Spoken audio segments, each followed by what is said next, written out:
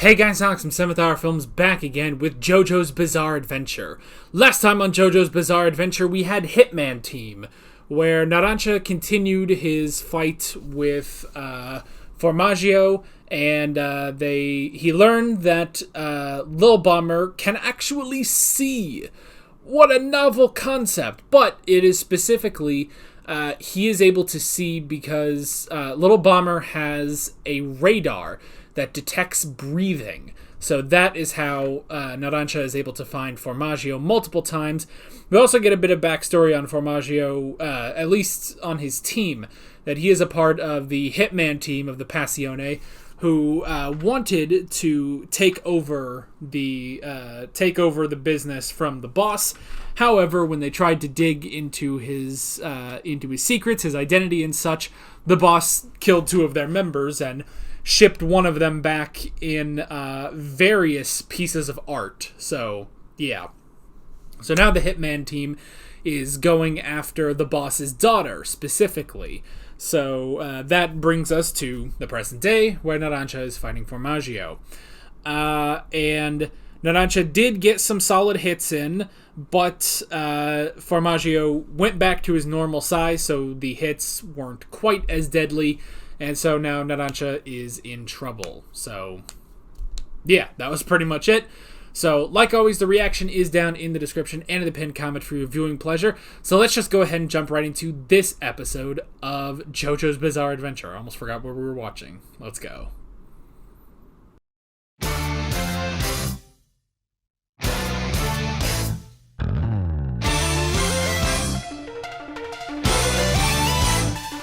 Alrighty, finally, Narancia has defeated Formaggio. I will admit, that was pretty long. That was a long fight. But that's alright. It's alright. It's all good. Because I like Narancia, you know? I like this team. They work out. Okay. Interesting stuff this episode. Let's just go ahead and jump into it. Narancia's origin. I like that everybody has such a distinct origin, you know?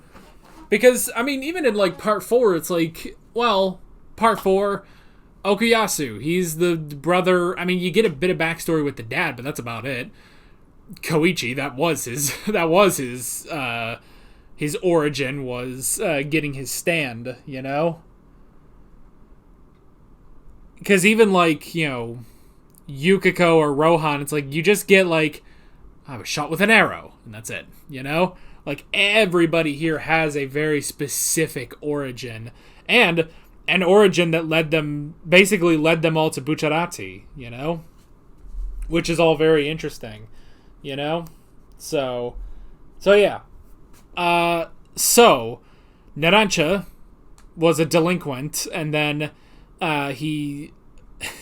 Okay, this is where you kind of got to stretch this a little bit, where this guy wanted Narancia to dye his hair blonde, and then because he did that, he can now take the fall for a crime that guy committed.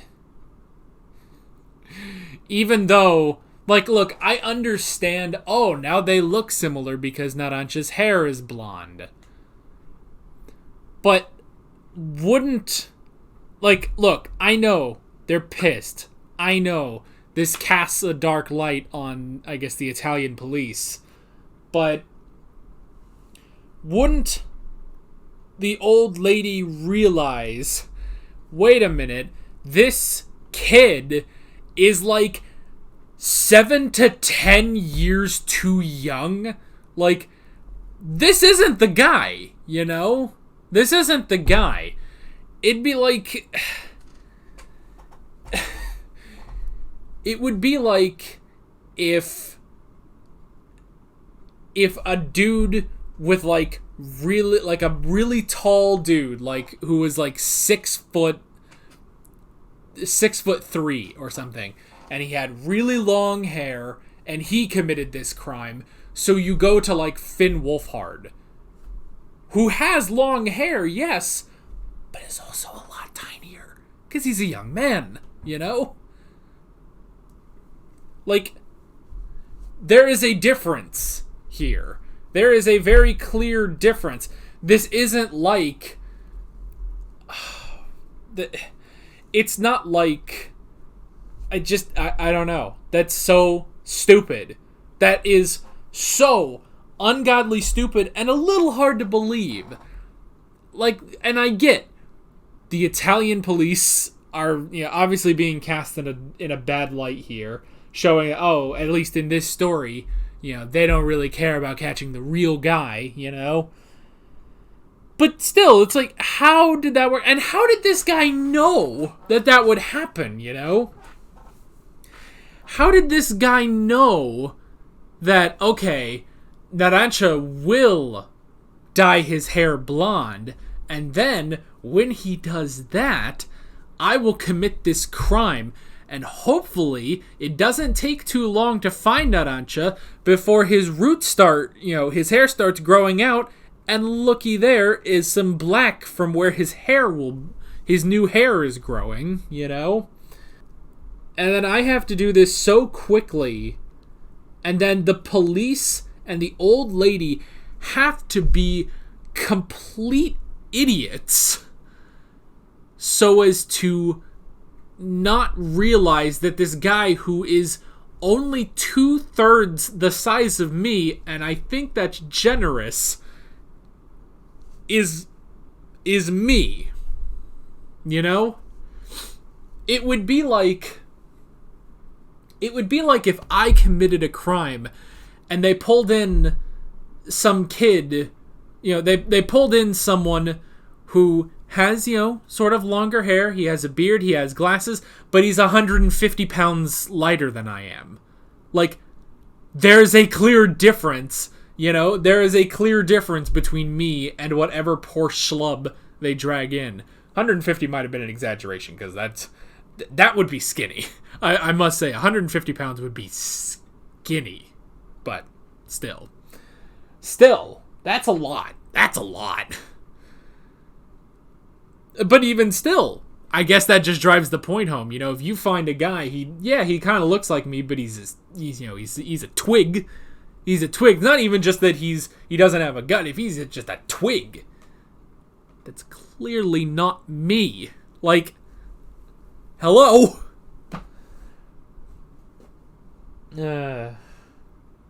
So that, stupid.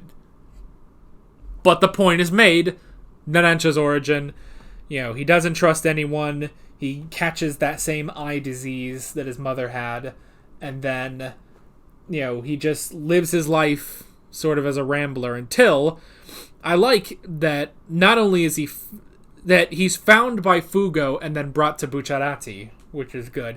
And that just shows that Fugo has already received the kindness of Bucciarati, you know? And I like that. Honestly, you know the thing? You know the one thing about this? Again, they're hyping up. They keep doing everything with Bucciarati to the point where it's like, well, why wasn't he the main character? But I mean that as in, why wasn't he the JoJo? You know? Like, I still like Giorno. We're kind of lacking a bit. Hopefully, you know, hey, Abbacchio, Giorno, and Fugo are all headed to Pompeii. So presumably we're going to get our Fugo episode. We're going to learn his stand. We're going to learn his backstory. All that stuff. He's the last person we have in the team to get that. But we should also get Giorno stuff on top of that. So I'll be alright. We have been away from our main character a little bit. But I will say, with every passing backstory, I'm kind of looking at all of this like, okay, that's all great, but Bucciarati's not the main character. Giorno is. And it's one of those things where it's like, look, if you want to do all of this, that's fine. Why don't you put it to your main character, though? And this is a strange disconnect that now I just have to see, you know? Because in part 1 and part 2, the main character, part 1, Jonathan, part 2, Joseph. Part 3, for the most part, you can say it's Jotaro, but then again, you could also say, well, it's also Joseph. Joseph is the leader. But I feel like the balance between Jotaro, the main character, and Joseph, the leader of the team, leader of the Crusaders, that balanced really well.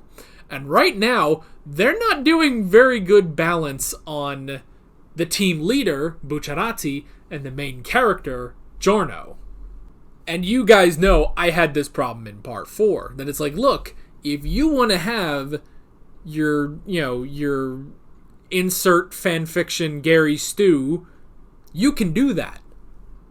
But why don't you do that for JoJo? I like Josuke, but why isn't he the main character? Just do that. Have him be the main character. And if you have things where it's like, oh, well, I want to put these really interesting things into this other character. Why? Put it into your main character. It's fine. You can do that. There's nothing wrong with that. And so now I'm looking at this, and we're riding the line here. We're definitely riding the line here, but at this point I'm starting to wonder, why couldn't you just take this stuff for Bucciarati and put that into Giorno, Have Giorno, like I get the whole, well, every JoJo needs to be just thrown into the story,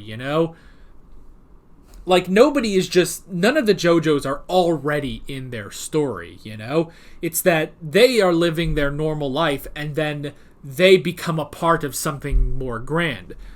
Jonathan, joins the fight not just against Dio, but the Hamon tribe against vampires.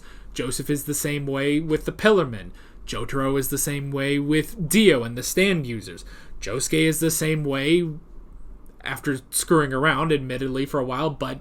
with the stand arrow and eventually with Kira. It's that these JoJos are thrown into it, and it's the same thing here with Giorno, that he was just a person, and then he is now being thrust into this story with the Familia and everything.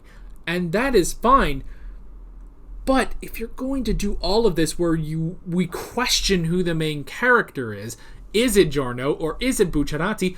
Why not just take the stuff you have for Bucciarati? He's a mafioso. You can give his backstory at some point, and he leads this team, and now he wants to take down the boss. Just take that and put it into Giorno. You can do that. That said, I will give a little credit. First off, I like Bucciarati. I think just comparing this to part 4, if anyone's going to take away from our main character, Bucciarati is a good character to do that. I will at least grant that, but I don't know. It's just, I don't know. Just write a good main character. I don't know. It's the most baffling thing about JoJo, especially in part 4 and part 5. It's like, why you have a main character. Why aren't you letting him be the main character? But they're riding the line. We're still early on. In part 5. There will be plenty of opportunity. Next episode, for instance. Bucciarati is going to be hanging back with Narancia and Mista, and Giorno is off on this mission to go to Pompeii. Okay, there you go. There you have it, So it's riding the line. I hope it's a good balance, because part 3 was a pretty decent balance where it's like, okay, here's the leader of the group who drives the story, and here's the dude that punches things, and he's our main character.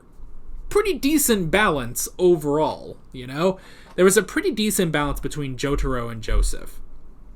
And I hope that's what we're getting here, because that balance did not exist in part 4, It absolutely did not exist in part 4, and it's probably one of the biggest flaws of part 4.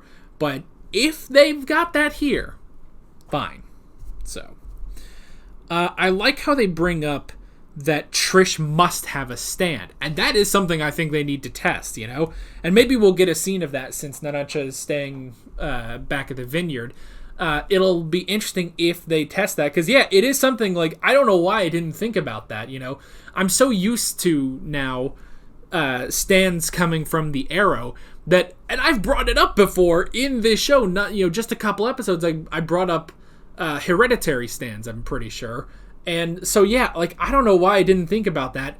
The boss has a stand, so, you know, and presuming he's had this stand for many, many years, presumably at least, you know, 15 or 16. So when he had a daughter, she might have a stand, you know? She might actually have a stand, or she may have a latent stand, you know? Perhaps it's a latent stand, which I would almost say that could be another possibility, that even if stands are hereditary, perhaps there is a sort of latent stand, you know? It's not guaranteed, or it's not going to be immediate that a child of a stand user develops a stand. So, and it could also just be that she never, like, she has something, it's just not fully developed, which I guess is the same thing. So I was just redundant there. Oh well. And then the fight with Formaggio, fine, drags on a little bit. That is one thing, especially with these episodes, you know, where it's like we have to, you know, put it, you know, we have to have a 24-minute episode, so let's go on and on and on with the spider and the bottle and da until eventually Narancia gets out. So there is that. I thought it was a little like, all right, let's get on with this. Let's just move on, but whatever. But it was still interesting, and the whole thing of blowing up the cars was interesting and forcing him back, and then Narancia just completely beating him. So good job, Narancia. I do love, though, that with everything we had about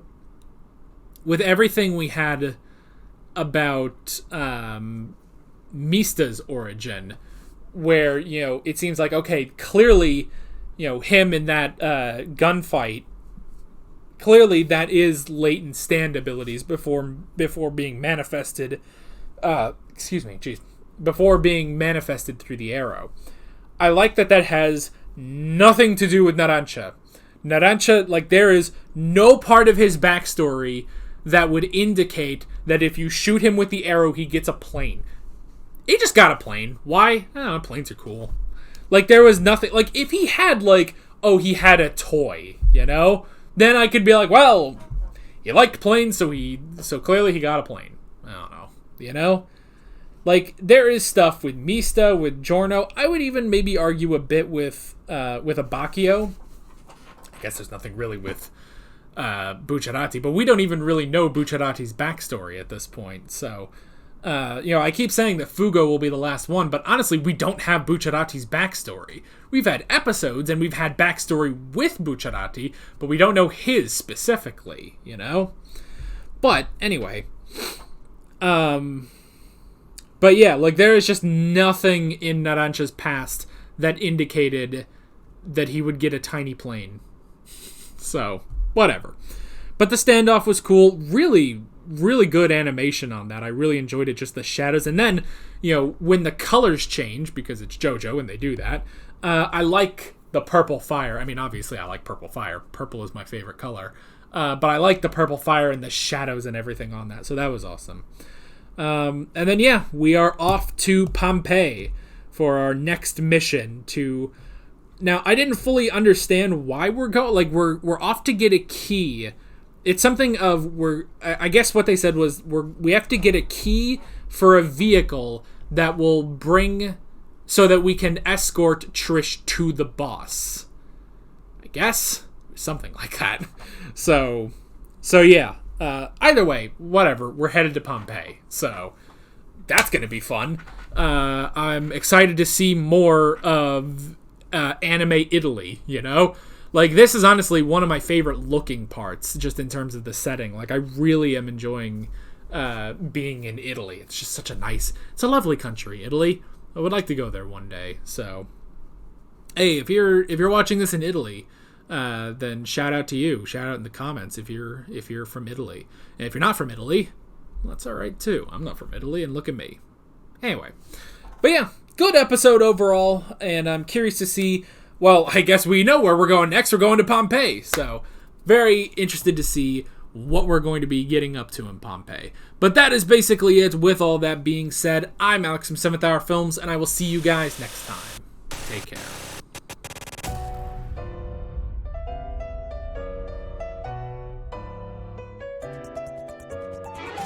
Alright guys, thanks for watching this video. There's a bunch of links on screen if you want to go click around to any of those. There's a playlist for all of my JoJo's Bizarre Adventure reactions, as well as another video you can go click on if you want. There's also a subscribe button and a Patreon button on screen, as well as other links in the description if you want to go check out any of those. See you guys later.